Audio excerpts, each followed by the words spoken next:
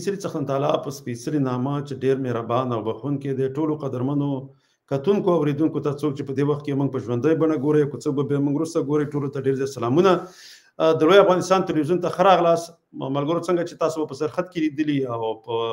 زموږ موضوع چې دا نن په شمال کې پر پښتنو دوستم ظلمونه او دویم چې د کوم پښتانه د پښتنو په زیان دي، نو په دغه موضوع باندې به د خیر سره خبرې کوو. خو لومړی لږ دا په شمال کې پر دا کوم ظلمونه چې دوستم کلي او په هغې باندې کله کله بیا دا ویاړم کوي، اصلا ظلمونه په پښتنو کړي وو. پښتانه یې د خپله هغه ولایتونو څخه شړلي وو، د هغوی په کورونو، د هغوی په ځمکو باندې قبضه کړې وه ناجایزه، او هغې سره ډېر ظلم او زیاتی کړی او په خپل هېواد کې په پښتنو باندې. بیا هغې بیا داسې فکر کوو چې د طالبانو باندې همدا کوو، خو هغه د طالبانو باندې دومره ظلم نه کوي لکه څومره چې په عامو پښتنو کوو. خاص کر په فاریاب کې چې د دوستم اصلي مرکز دی، هلته چې دی د قومي پاکارۍ په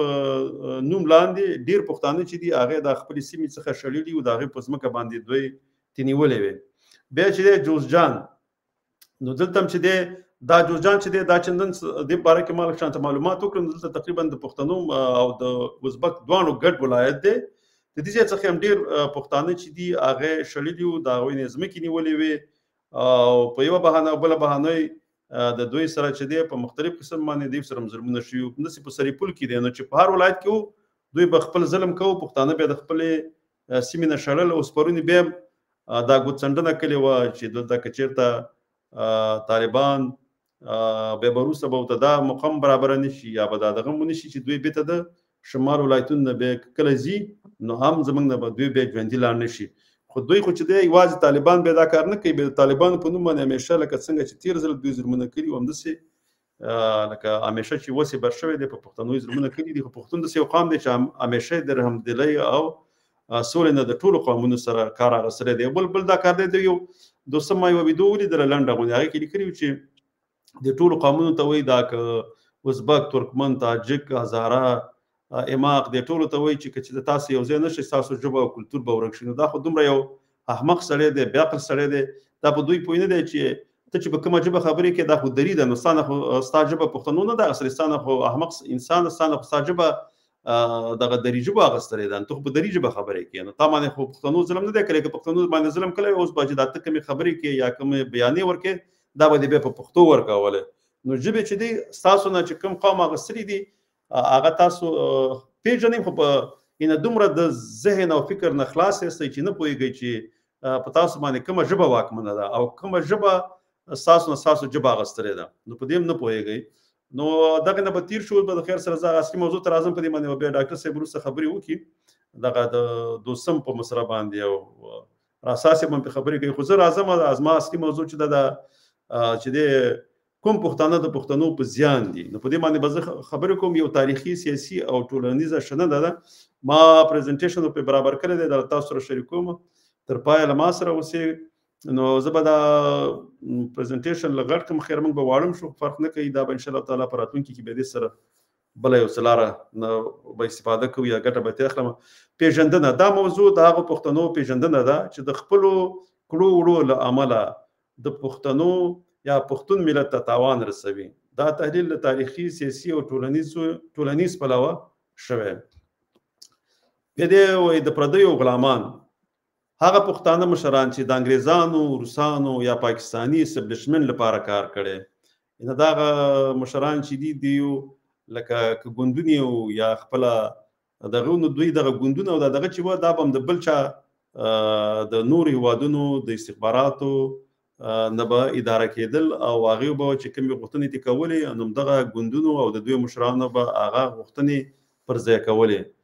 نو په دې کې مختلف ګوندونه دي، تاسو ټولو ته معلوم دي، ځکه دا بیا ډېر اوږد بحث دی که موږ په ټولو باندې خبرې کوو. د لوی افغانستان د ویش ملاتړ یې کړی. په دې کې ځینې داسې ګوندونه هم دي چې د افغانستان حتی د تجزیې، د افغانستان د نوم بدلولو، نو د دې دپاره هم کار کوي. دا هم د پردو استخباراتو یا د پردو ایجنټان دي او د هغوی د هېواد د ګټو لپاره پر افغانستان کې کار کوي. بل چې دی د پردیو د ګټو لپاره د پښتنو ملي غورځنګونه کمزوري کړي. ځینې داسې هم دي چې بیا لکه کله که اقتدار کې راشي نو هغه کوم د پښتنو کوم ملي غورځنګونه چې دي بیا هغې ته هم زیان رسوي، ځکه هغه په دې پوهېږي چې دغه کوم ملي غورځنګونه چې دي دا د افغانستان یووالی او یو پرمختللی هیواد غواړي. د تفریقي خپرونکي هغه کسان چې د قوم، قبیلې یا خیل پر بنسټ د پښتنو ترمنځ نفاق جوړوي. دا چې دا داسې پښتانه چې دي یا داسې ګوندونه چې دي دا د پښتنو په ډیر زیان باندې دي او د دوی د لاسه همیشه پښتانه په خپل منځ کې په جګړو مخته دي، حتی په لهجو باندې د دوی جګړې په دا ځینې په لیکوالانو کې هم شته او په ګوندونو کې هم شته او په سیمو کې هم شته دي داسې پښتانه چې هغه په دغه خیل یا په قبیلې باندې پښتانه تقسیموي او د په منځ کې بې اتفاقي پیدا کوي. بل چې دی مذهبي تعصب ته لمن وایي، لکه اوس دا ځینې داسې دي چې بیا ټول به پښتانه بیا هغې کې ځینې داسې دي چې په مسلکونو باندې پښتانه تقسیموي، بیا لکه شیعه او سني باندې تقسیموي. نو دغه غټ مشکل دی دیم په پښتنو کې دغه د نفاق لپاره دا خلک هم بیا ځینې وخت کار کوي، د وحدت پر ځای جدایي ته کار کوي. نه لکه داسې بیا دا خلک چې د پردو ایجنټو دغه د ایجنټو لپاره کار کوي، نو بیا چې هغه ترې څه غواړي ما شان د په پښتنو کې نفاق پیدا کوي. له دغه شان د ګوندونو او دغه شان د مشرانو نه باید پښتون ولس باخبره اوسیږي او د دوی کومې غوښتنې چې دي هغه ورته شنډې کړي. بیا د ګوندي یا دولتي غلامان، دا سیاستوال چې د خپلو ګوندونو یا دولتونو وفاداری کوي نه د پښتنو، ځینې وخت چې دوی په اقتدار کې راشي بیا صرف د خپل هیواد د ګټو پر ځای باندې صرف ګوندي ګټې په نظر کې نیسي یا خپل شخصي ګټې یا د هغه نظام ګټې چې سره کوم هغه ایډیالوژي سره دی په نظام کې راغلي. نو دغه شانته خلک چې دي دام چې دي دام د افغانستان او د افغان ولس په زیان باندې دي. د پنجابي اسټابلیشمنټ یا نورو ایجنډو ملاتړ کوي. دا چې دي د اکثره د پنجابي اسټابلیشمنټ چې څه ایجنډې لکه په هغې دپاره دوی طرفداري تی کوي. لکه یو وخت چې تاسو ته جوته یو څه موده مخکې د بلوچستان د خپلواکۍ خبره شوه، نو په دې کې ځینې د پاکستان دغه اسټابلیشمنټ دغه چې غلامان هغه پکې را څرګند شول، هغې ویله د پاکستان د تجزیې سره افغانستان ته هم خطر دی. نه دا خلک هماغه داسې د اوازې تاسو ټول ته بیا معلومیږي چې دا څه رقم خلک دي او د پښتنو حقوق قرباني کوي. نو همیشه لکه دا په دې جمهوریت کې به هم ځینې دا وزیران به یا به سیاسي ګوندونه به چې په اقتدار کې به راغله خپله ژبه به یې پرېښوستله، د پښتنو هغه کوم حقوق چې وه به یې پرېښوستل، خو صرف هغه خپل شخصي ګټو به یې پر مخ باندې وړلې او هغه د خپلې ژبې نه به هم بیا تېرېدل، نو د خپلې ژبې حق د خپل د ولس حق به دا به یې پرېښوستو، هغه به یې نورو ته ورکوو چې صرف دا پکې په اقتدار کې. د فرهنګي او ژبې مخالفین کنه لکه دام دي، نو دې کې هغه فکري او فرهنګي کسان چې د پښتو ژبې او ادب سپکاوی کوي، لکه دام چې دام ډېر ضرري دي او د پردیو کلتورونو ترویج کوي،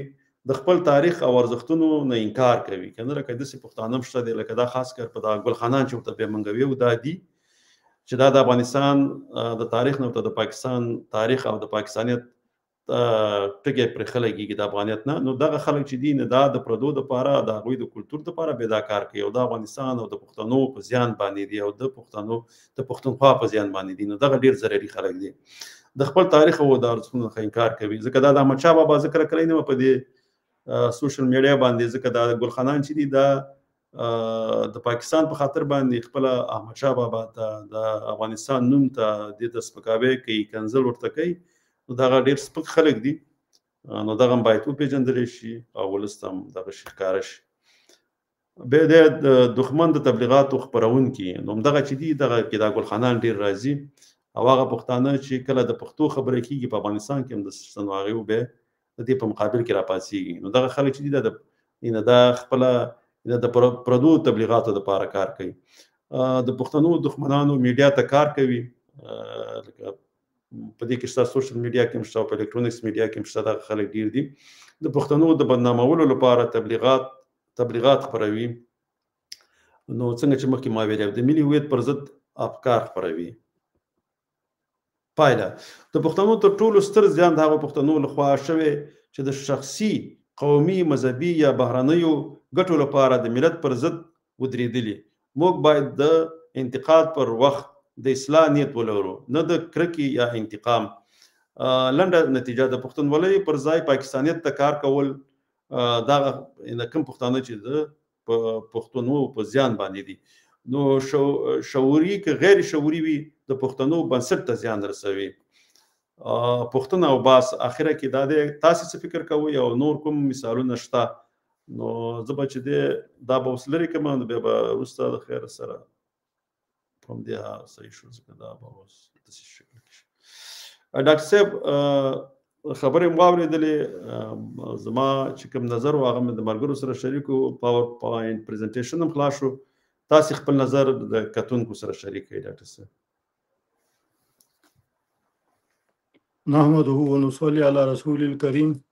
أما بعد قال الله تعالى في القرآن المجيد والفرقان الحميد ولا تقولوا لمن يقتل في سبيل الله أموات بل أحياء ولكن لا تشعرون. د لوی افغانستان د تلویزیون لیدونکو او اوریدونکو محترم زماني صاحب تاسو ته، محترم ورور رسا صاحب ته سلامونه او نیکی هیلې وړاندې کوم. تر هر څه د مخه د رشید دوستم زه نه پوهېږم چې هغه ته کوم نوم واخلم، ځکه چې هغه ته دغه د انسانیت په سترګه کتل هم کم دي، ځکه هغه داسې یو بې شرمانه کارونه په خپل ژوند کې کړي دي چې هغه نه د انسان سره ښایي، نه د مسلمان سره ښایي او نه د افغان سره ښایي. نو په همدې خاطر باندې ما چې کوم آیات ستاسې په حضور کې او تلاوت که الله جل جلاله فرمایي ولا تقولوا لمن يقتل في سبيل الله اموات، تاسې هغه چاته مړي مه وایئ چې هغه په لاره د الله کې شهیدان شوي دي. زه رشید دوستم ته وایم چې هغه افغانان یا هغه پښتانه چې تا د قومیت په نوم باندې، تا د تعصب په نوم باندې، تا د ملحدیت په نوم باندې هغه په شهادت رسولي دي، هغوی ته الله مقام ورکړی دی، هغه نن هم ژوندي دي، سبا به هم ژوندي او د ټول عمر لپاره هغوی ژوندي دي. او الحمدلله هماغه کسان راغلل چې تا ورسره ټک او ټوک ونه که او افغانستان یې ونیولو او ته هغه تښتېدلی کباړي انسان چې اوس هم لا ته خبرې کې یعنې دومره شرم هم ته نه لرې، که د دپاره لږ شرم پکې وی په دې کې د په ژوند کې نور د افغان نوم بیا نه وي اخیستی، د پښتون نوم بیا نه وي اخیستی، د لوی افغانستان نوم بیا نه وي اخیستی، ځکه دا خو د بیم 12 په زور باندې راغلي وو او بیم 12 چې کله ختم شولو په 11 ورځو کې دوی طاقت او قوت، ځکه دوی د ملت خلک نه وو، دوی د ملت نمایندګي نه کوله، نو ځکه په 11 ورځو کې د دوی هر څه ختم شول او د خاورو سره خاورې شول. زه رشید دوستم ته یا د هغوی پلویانو ته یا د هغوی عام فکره ته صرف او صرف د غنی خان بابا 2 بیته ورته ویم: حق مې کړی مولا خپلو جامو سره، حق مې کړی مولا خپلو جامو سره، نه ښایي کفن د پښتنو سره، زه په خپلو وینو لمبېدلی ښیم، زه په خپلو وینو لمبېدلی ښیم، مه مې لمبوئ خلک او اوبو سره، لاړ شئ فرشتو له ما نه څه غواړئ، لاړ شئ فرشتو له ما نه څه غواړئ، چا کړی حساب د لیونو سره. پښتانه هغه لیوني دي، پښتانه هغه د تاریخ ساتونکي او د لوی افغانستان د جغرافیه ساتونکي دي چې همیشه یې د لوی افغانستان خاوره د خپلو قربانیو په بدل کې ساتلې ده. د رشید دوستم دپاره دومره شرم دی چې د ناتو د قوتونو سره د امریکا د حمایت سره او دوی 40 ساعته د هغوی سره مقاومت ونه کړ، که دې سره دوی په ملت کې کوم محبوبیت درلودلی، دوی په ملت کې کوم قوت درلودلی، دوی به پاتې شوی وی که نه. دا جعلي قهرمانان، دا جعلي مارشالان او دا جعلي جنرالان دا هیڅ وخت کې د حقیقت په مخ کې ټینګېدلی نشي، ځکه چې د تدبیر مخکې تدبیر د شګو بند دی، د تقدیر مخکې تدبیر د شګو بند دی. دریاب کله په شګو نه بندېږي، دریاب هېڅ کله په شګو نه بندېږي. رشید دوستم د طالبانو په مقابل کې داسې ولکه یو د اوبو غړپ، کله چې د ناتو او د امریکي قوت ختم شولو، رشید دوستم او د هغه ملګري شاوخوا هم ختم شول او نن بیا الحمدلله دوی په هغه خپلو کړو جرمونو باندې اعتراف وکړ. اوس د نړۍ په ګوټ کې د په خپلو تعلیم یافته افغانانو باندې او د اسلامي امارت په خارجه وزارت باندې غږ کومه چې تیار اسناد موږ ته راغلل، دا باید د حد محکمې ته مخکې شي او رشید دوستم او د په شان نور ټول باید محاکمه شي. ځکه چې امریکا ته هم پته ولګېدله او ټرمپ هم دوی قید کړل، داسې قید کړل چې الله دې موږ او تاسې د داسې حالت نه وساتي چې کتن ورته اوس د هغه د انسان په نظر باندې نه ګوري او هغوی دوی ټول په جرمي جرایمو باندې تورن کړل. هغه جرمونه چې دوی قتل عام کړی دی، د بشر د حقوقو، د انسان د حقوقو، د ښځو د حقوقو، د اطفالو د حقوقو، نو دوی هیڅ وخت کې د معاف کېدلو نه دي. پاتې شوله زمونږ د پښتنو خبره. محترم زماني صاحب تا ډېر ښه عنوان دې ټاکلی دی. د تاریخ په اوږدو کې څومره چې پښتنو خپل پښتانه ټکولي دي، دومره نورو قومونو نه دي ټکولي. دا پښتانه دي چې د تاریخ په اوږدو کې پښتانه د خپونه غورځولي دي. پښتانه د توري او د میړانې یو تاریخ لري، مګر افسوس دا چې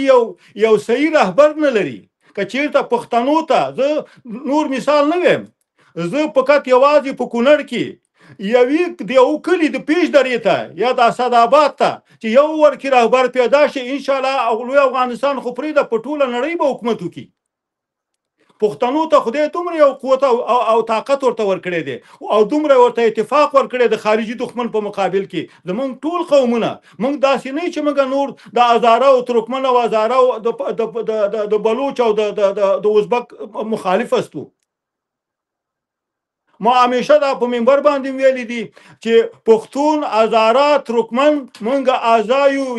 د یو بدن، که سر مو لرې شي له تن موږ څوک بېلولی نه شي. دا په تاریخ کې موږ ثابته کړې ده، که د انګریزانو د اشغال په وخت کې، که د اتحاد جماهیر شوروي د اشغال په وخت کې، او که د ناتو د امریکا د اشغال په وخت کې، موږ ټول په یو موټي باندې د خپلې خاورې او د تاریخ څخه دفاع کړې ده او کوو به.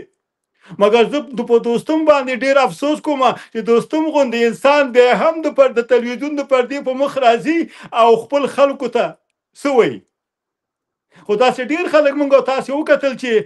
محترم استاد عطا محمد نور ته د پیغمبر خطاب وکړ، نورو ته د پیغمبر خطاب ول د خپلې د بې علمۍ د وجې نه، د خپلې نااهلۍ د وجې نه په یو خوراک پلو باندې دوی هر څه د لاسه ورکړل. نو په دې خاطر باندې مونږ ټول یو افغانان استو، مونږ ټول د لوی افغانستان د جوړولو لپاره مبارزه کوو، که دا زمونږ د سر په بدله هم وي. او د کوزي پښتونخوا په پښتنو باندې زه غږ کوم چې دوی نور د هغه چاپلوسه مشرانو په خلو باندې، هغه د خرشو مشرانو په خلو باندې، زه خو ورته رهبر نه یم، رهبر په هېڅ وخت کې نه خرڅېږي، ځکه رهبر د ملت د منځه راپورته کېږي. وخت چې یو رهبر د ملت د منځه راپورته شو، لکه منظور پښتون، لکه علي وزیر، لکه ګیلمن، لکه ارمان نوړی، لکه عارف وزیر، همداسې نور مثالونه، لکه عثمان کاکړ، هغه هیڅ وخت نه خرڅېږي. هغه نه په چوکۍ غولېږي او نه د ملت په وینو باندې د چا سره سودا کوي، نه د قوم په سر باندې چا سره سودا کوي، لکه مفتي شاکر، لکه د هغه زوی. نو ولې چې دا موږ الحمدلله په عالمانو کې هم ستر شخصیتونه لرو او په عامو خلکو کې هم لرو. دغه نورو خلکو په نومونو اخیستلو باندې هم سړی شرمېږي چې موږ ولې د دوی نوم واخلو. نو په دې خاطر باندې دوی انګریزانو او پنجابي تورمخو همیشه دا ډیر کوشش کړی دی چې د منبر د لارې نه پښتانه بدنام کړي. اصلا د پښتنو تاریخ د افغانانو تاریخ معلوم دی، د اسلام په تاریخ کې، د پښتنو په تاریخ کې، د نړۍ په تاریخ کې. ولې چې پښتانه د خپل تاریخ نه خبر نه دي. دا همیشه په منبر باندې دا خبره ما تکرار په بار کړې ده چې موږ وایو 15,000 کلن تاریخ لرو. 15,000 کلن پرېږده، دا خپل 200 کلن تاریخ د احمدشاه بابا د امپراتورۍ نه خپل ځان خبر کړه چې هغه د ملت د منځ نه ټاکل شوی و. هغه چا وټاکلو؟ دا خو ټولو ته معلومه ده چې صابر یو ملنګ سړي هغه وټاکلو او د امپراتوري د هند د ډیلي تخته پورې وغځېدله. د افغانانو تاریخ معلوم دی. نو په دې خاطر باندې زه فقط یوه دعا کوم چې ربه راویښ مې کړي وده پښتانه، ربه راویښ مې کړي وده پښتانه، بیا ترې نه جوړ کړي پخواني پښتانه. دی په دنیا کې میړني پښتانه، دی په دنیا کې میړني پښتانه، زما د زړه سر ننګیالي پښتانه. که وخت موږ دا راپورته شي هغه پښتنو باندې به موږ څه وکړو چې دوی په نوم اخیستلو باندې شرمېږم تاسو ته هم معلومات شته دی یو څه چې هغه وریجې وباسي هغه سرخي او سفیده وایي هغه به د پښتنو څه مشري وکړي هغه به د پښتنو دپاره څه خدمت وکړي په ژوند کې هغه د پښتنو دپاره خدمت نشي کولی نه د هغه د پښتنو د مشري کولی شي داسې خلک چې هغه لکه د بیادبي د مافي د نرخزیانو غوندې هغه دغه وشي هغه به د پښتو دپاره څه وکړي ما چې دا لونګۍ نن په سر کړې په همدې خاطر باندې وای چې د لونګۍ سره ایمان او پښتو نه وي چې لونګۍ سره ایمان او پښتو نه وي لنګوټي خو د سیکانو هم په سر وي هغوی هم ډېرې غټې غټې لونګۍ تړلې دي نو لونګۍ سره پښتو او غیرت پکار دی لونګۍ سره همت پکار دی لونګۍ سره یو مضبوط عزم پکار دی چې هیڅوک تا ته تغییر در نه کړي د خپل سوچ او د فکر نه هیڅوک تا د خپل سوچ او د فکر نه وانړي زه بیا په هغه عالمانو باندې غږ کوم په هغه مفتیانو باندې غږ کوم په هغه ملایانو باندې غږ کوم چې دا جګ شي د خپل قوم د خپل خلکو د خپل ژبې د خپل د لوی افغانستان د جوړېدو لپاره مبارزه وکړي دا د الله حکم هم دی ځکه الله جل جلاله په قرآن پاک کې فرمایي چې یا ایها الذین آمنوا قوا انفسکم واهلکم نارا زه معنا او تفسیر ته نه ځم ټول عالم الحمدلله مسلمانان دي او ټول خلک د دې په مطلب پوهیږي که چیرته دوی د خپل قوم د خپل ژبې د خپل دین د خپل ملت څخه دفاع ونه کړه د قیامت په ورځ باندې الله ته هم مختورن دي او مسلمانانو ته هم مختورن دي خپل ملت ته هم مختورن دي او خپل قوم ته هم مختورن دي و چا مو محراب چا مو منبر بدنام کړو چا مو محراب چا مو منبر بدنام کړو دای په څه مکر او هنر بدنام کړو د زوړ انګریز د ګوټ ملا لباس کې د زوړ انګریز د ګوټ ملا لباس کې نوم د پښتون لر او بر بدنام کړو دا خلک هر څونه په پښتنو باندې د تعصب ټاپی وهي په پښتنو باندې د الحاد ټاپی وهي اصلا اوس هغه وخت لري اوس 2025 کال دی اوس 1950 کال نه دی او 1950 کال نه دی چې پلاني داسې فتوا ورکړې ده اوس هر څوک پوهیږي چې غوا توره ده او شودې سپین دي د تاریخ په اوږدو کې دوی زموږ د خاورې سره زموږ د دین سره زموږ د مذهب سره زموږ د قرآن سره زموږ د دین سره دوی څومره خیانت وکړ د اسلام په نامه باندې نو غواړم چې خپلې خبرې راټولې کړم بیا هم د لوی افغانستان د تلویزیون د مؤسس محترم زمانی صاحب او د محترم رور اساس صاحب یو نړۍ مننه کور مو ودان او ان شاء الله زموږ مبارزه به رنګ راوړي او موږ به ان شاء الله خپل هدف ته رسیږو یو نړۍ مننه کور مو ودان مننه ډاکټر صاحب اوس اساس صاحب دغه ده ډیره زیاته مننه بورا صاحب تاسو ته ډاکټر صاحب ته او د لوی افغانستان ټول لیدونکو او کتونکو ته سلامونه او احترامات الله دې وکړي چې ټول روغ جوړ او خوشاله اوسي او دغه د اختر شپې په خیر سره تیرې شوي نو بورا صاحب تاسو هم ډېرې ښې خبرې وکړلې د دوستم په ارتباط باندې او ډاکټر صاحب هم ډېرې ښې خبرې وکړلې واقعا خو زه غواړم چې د دې دغه تاریخ په ارتباط یو څه داسې دغه ورباندې تبصره ورباندې ولرم نو زه خپله زمونږ یو دوست د خپل په مزار په تفاوساتو کې د دلته اوسېدو کور نو هغه دغه ټول جریان د دوستم نه چې د څنګه دی رشد کو نو دا اکثریت دوستان به خبرې نو دی وی چې په دغه تفاوساتو کې د هغه خپل الکولۍ کې دا ډېر بد عمل الکم او عمل تعلقانو سره به د شپې تمام ورځ به الکان ګډول او دغه بدفعلونه به کول نو متاسفانه هغه د وخت حکومتونه هم داسې و چې هغه د چا شخصیت پسې نه ګرځېدل هلته نو هغه نظامي حالت به هغو ته خپلې ګټې پورته کولې او هغو داسې خلکو نه ډېره ښه استفاده کوله نو بنان دغه بیا همالته نه پوهېږم پیرهدار و بیا هغه د پیرهدار نه همالته هلکان به ځان سره ډېر راوستل ځکه هغه د امنیت او هغه سیستم دغه و نو بیا دی نو ورو ورو همالته نه پوهېږم چې کوم بلوک یې ورته ورکړی و او همداسې ورپسې به یې ورته یو ټولی ورکړی و بیا د هغه ځای نه لاړو خبره یې لیوات او بالاخره خبرې ورته داسې قومي دغې ورته ورکړل چې حتی تر ګلمجمه پورې تر هغه اوسه پورې هغه تاریخي دغه لا اوسه پورې د خلکو په ذهنونو کې پاتې دي ځکه چې دی چې بچې ته تلل نو دی به دې ته نه کتل چې دی څوک دی او څوک نه دی نو هغه ګلمجم په نوم باندې مشهور و چې نو هر څه به یې ټولول نو دغه خپل اشخاصو دغه خپل ملګري ځکه چې ټول په نیشو او په بد اعمالو باندې مخته کړي وو. نو هغه دغه هم دا و چې قومندې هم دا وه چې دی چې به چېرته تلل ډېر وحشي عمل او ډېر وحشي اته حیوانات به یې وژل، اته انسانان خو لا څه کوي چې چېرته ولاړ نو دغه همدې په خاطر باندې ګلیم جم په نوم باندې مشهور و دغه سړی. نو خو بالاخره دغه هر څه چې و تر اوسه پورې بیا دا کله اوس چې دی خپله په دې باندې په خپله خوله اقرار کوي چې دغه موږ دا د لیلي دشت دغه اسیر چې دي دا موږ یعنې وژلي دي، او دا په هغه نظامي او بین المللي قوانین یې کول، لکه چې ډاکټر صاحب ورته اشاره وکړله، تاسې ورته اشاره وکړله، یعنې دا خپله یو جرم دی په دغه په بشري لحاظ باندې. یعنې دی خپله په دې اقرار کوي چې ما دومره په زرهاو خلک یعنې ځوانان وژلي دي، اسیر ځوانان هم وژلي دي. دی خپله یو جرم دی، یعنې دې ته باید دغه ټول هاګ محکمه دې ته باید توجه وکړي او ورته دغه کې ورته یاده کړي، دغه افغانان باید دغه دې باندې کمپاین ورته وشي چې دغه موضوع ورو ورو که د ایمیل د لارې یا د میډیا د لارې دې ته باید کار وکړي چې دغسې خلک چې یو ملي خیانت کوي د دنیا په سطحه باندې خپله اقرار کوي چې په زرهاو خلکو اسیر ما وژلي دي، نو دی باید محکمې ته حاضر شي او دې ته باید دغه د خپلو کړنو جزا ورته ورکړل شي، لکه چې په یوګوسلاویا کې هغه میلوسیویچ نه پوهېږم هغې هم داسې ظالمانه دغه کړي وو چې بیا بالاخره سرحد یې چېرته ورسېدو.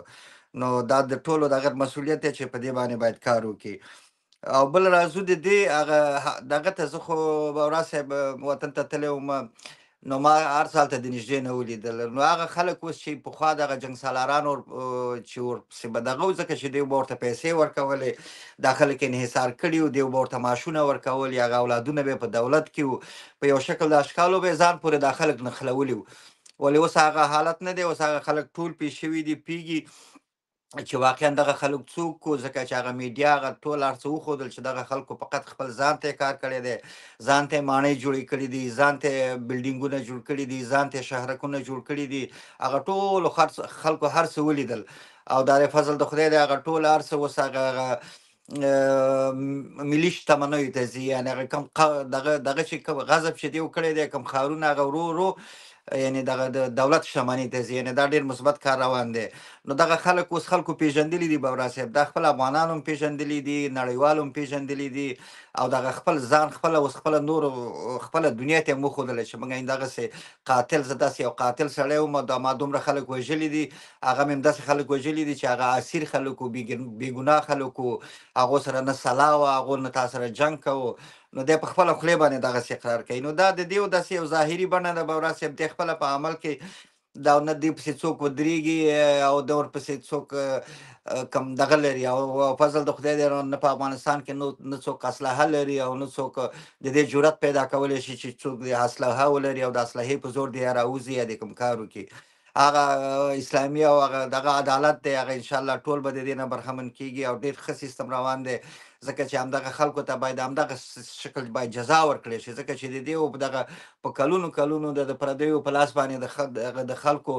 هغه څه چې دغه وو هغه ټول دیو په خپل شخصي جیبونو کې واچول، ځان ته تجارتونه جوړ کړل. ما هغه ویډیو ولیدلې، دی په داسې یو قصر کې اوس هم په ترکیه کې اوسېږي، ته به وایې چې دا د نه پوهېږم دا د کوم پاچا قصر دی، یعنې تر دې حده پورې دا پیسې د کومه کړلې دی، دی خو نه کوم بزنسمین و، دی نه کوم داسې کوم تجارت یې لرو یا د پلار نه ورته شی پاتې و، دی خو هېڅ شی یو میراث هلک و، یو ځای کې راغټ شوی و او دغه سرحد ته ورسېدو. نو دغه حالات دي، دا زموږ د تاریخ روښانه حالات دي چې د افغانان د دې نه درس واخلي او د دغسې خلکو پسې بیا په آینده کې لاړ نه شي. دغه خلک چې د پردیو په لاس باندې د خپل ملت، خپل قوم، خپله جغرافیه، خپل هېواد یې خرابوه او داسې ظالمانه برخوردونه یې کول، نو دغه خلک باید داسې خلک باید جزا وګوري. نو بورا صاحب خبرې ډېرې زیاتې دي، نو که تاسې که څه خبرې لرئ یا ډاکټر صاحب څه خبرې لري نو مهرباني وکړئ. مننه نړیمن اساس صاحب، بس نظرم ستاسې ملګرو واورېدو. پرواني صاحب که اوسي خو هغې ته وعلیکم سلام، ځکه ټولو ته سلام را لېږلی و پرواني صاحب، ځکه مخکې ما ښکاره هم کړو دا سلام یې را لېږلی و، رحیمي صاحب ته هم سلام را لېږلی و، ټولو موږ تاسو ټولو ته را لېږلی و. وعلیکم السلام ورحمت الله وبرکاته. ډاکټر صاحب رحیمي دا پرواني صاحب خو پوهېږي هغه په ودینسه کې چې اوسېږي که نه؟ ولې نه بالکل زموږ دوست دی، زموږ ورور دی، زموږ افتخار دی او ډېر فرهنګي هم ډېر فعاله دی که نه؟ او بالکل پرواني صاحب د الله ژوندی لري، ډېر ښه سړی دی، با احترامه سړی دی، نو همیشه د ټولو احترام ساتي، الله دې خوشحاله لري. مهرباني. نو نور خو داسې خاص نشته دی ډاکټر صاحب که تاسو کوم شعر ویل غواړئ یا شی هغه سره ووایئ بیا به پروګرام دغه یو وخت هم پوره دی زما په نظر باندې چې ما دغه یې نو داسې به دغه راشي څنګه دی خوښه ده سمه ده ډاکټر صاحب دې وخت خو زموږ خپل دی ځکه چې دغه دی دا نه خو بیا هم دوستان به دغه کېږي یعنې ما د پښتنو په ارتباط باندې ګیلمن شهید ته او خان افضل خان لالا ته یو څه لیکلي وو خو بیا انشاءالله بل پروګرام کې به بیا دغه کو پروا نه کوي سمه ده ډاکټر صاحب نو بیا بل پروګرام کې به د خیر سره حتما دغه شعر له کتونکو سره شریکوو ولې نه بالکل انشاءالله او انشاءالله یو ورځ به د ګیلمن په خاطر باندې به ورځ یو خاصه ورځ ټاکول هغې په خاطر باندې به له خیر سره مشخص په هغې باندې خبرې کوو انشاءالله کوشش کوو چې کله کله د رخصتۍ په ورځ باندې موږ د ورځې د خوا نه کوم یو پروګرام جوړ کړو هغه به بیا ډېر اوږد پروګرام کوو ځکه د هغې دپاره هم کار کوو ځکه ځینې ملګري وایي دا پروګرام وخت زیات کوي که چې ته موږ بېرته دا نو خو نه شو ټیک ټاک کې نن زموږ نه ښکاره کوي که هغه بېرته ښکاره کول شروع کړو بیا د هغې دپاره پروګرامونه اوږدوو ځکه ما خو په همدې کوشش وکړو چې لږ دی کوږ خپل ټول دغه زه راټول کړم ګنې دې باندې خو چې موږ غواړو په ساعتونو په دې باندې د یوازې د رشید دوستم په پیژندګلوۍ کې لکه محترم رسا صاحب چې ورته اشاره وکړله په هغه باندې په ساعتونو خبرې کېږي ځکه هغه دومره جنایت کړي دي چې هغه د ټول د لوی افغانستان د ملت نه خو پرې د نړیوال نه هم پټ نه دي بالکل نه ان شاء الله تعالی ډاکټر صاحب داسې به کوو چې دا پروګرام به داسې کوو دا یو پروګرام به دی کې نیم ساعت نه کم کوو دا دې وخت کې چې که نه دغه به کېدای سبا ته ان شاء الله تعالی کوو شو 9:30 بجې به کوو بیا به کله کله د ورځې د خوا نه خاص کر په رخصتۍ ورځ باندې چې موږ سره وخت و چېرته تللي نه وو لکه څه کارونو کې مصروف نه وو بیا به هغه پروګرام داسې اوږدوو 1 ساعت پروګرام به بیا د ورځې د خوا نه کله کله کوو نو په هغې کې به بیا اوس خو دغه نشه بیا به پکې داسې مشاعره غوندې هم کوو او که نور ملګري شاعرانو اب هم پکې بیا